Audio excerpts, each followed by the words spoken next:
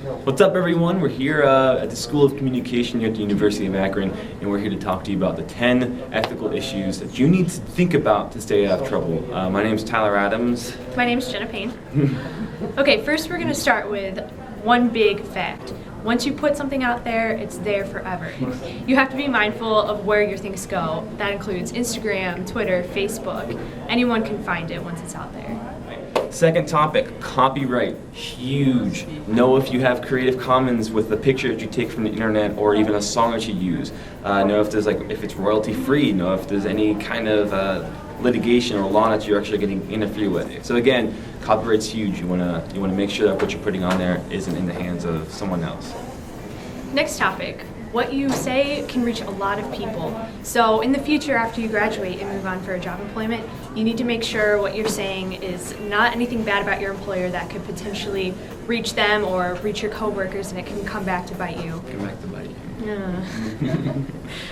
All right, fourth, think from the employer's perspective, and this is huge. And in public relations, we always talk about taking, the perspective of the target public. Well, this time, take the perspective of the employer. What do you want the employer to see from you?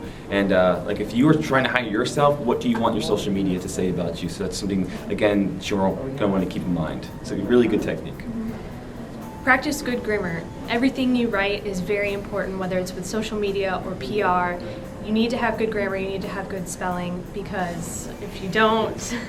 Well, you just don't look good. You don't look adequate. That's really important, though. And I practice it every day. I speak good every day. That was an example of how not to speak. But anyway, number 6, be aware of current events and trends. And actually, we talked about this in class just recently. Just giving you an example of what you should be paying attention to. DiGiorno, a pretty big, home pizza brand. They misused a hashtag on Twitter, and it kind of got them in trouble. The hashtag was "Why I Stayed," and it was kind of in relations to the whole Ray Rice incident and what happens with domestic violence. They didn't know that, and they misused it out of context. And again, it put them in a lot of serious trouble. So again, really think about the current events and know how to use a hashtag. In the future, when you graduate and move on, you need to be fully aware of your social media guidelines for the agency you work for. You just need to know what their goals are and what they expect of you, so you don't potentially say the wrong thing and get your company in trouble, just like DiGiorno, like Tyler was talking about. Listen to the people that you're involved with, all right? I think really important, especially if you're using social media, you're connecting with a lot of people, and you're going to want to make sure that if they're giving you feedback, you're going to want to respond to them as well. It's really important to never ignore. Number 9, never lie or use misguided information. You always have to make sure you get your facts straight before you release information to the public. Yeah, on that note too, we've talked about this in class. We had actually our professor, Dr. Ritchie, was talking about how he worked for an agency, and they had a pretty serious accident involving children on a bus. Something you don't want to do is release names when you're not certain or cause unnecessary drama. So you're going to want to have details ready, and you're going to want to make sure that whatever you're putting out there is true, because if not, later on down the road when they find out it's not, you can lose your credibility as a social media personnel. Okay, and the last but not least, number 10, and this is probably the most simple I could put it.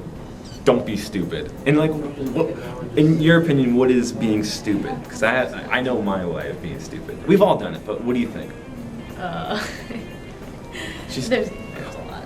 See, there's a lot. So don't be stupid. If you put it out there and you immediately regret it, that's stupid. Just be mindful about everything you do. My phone just rang.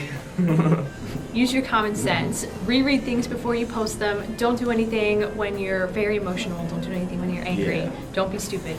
Reread things. Think it over before you post it. If you want to join in the conversation, please use the hashtag CahigasSMLL on Twitter or Facebook, and we'd love to hear your opinion. Once again, I am Tyler Adams from the University of Akron School of Communication. And I am Jenna Payne. Don't be stupid.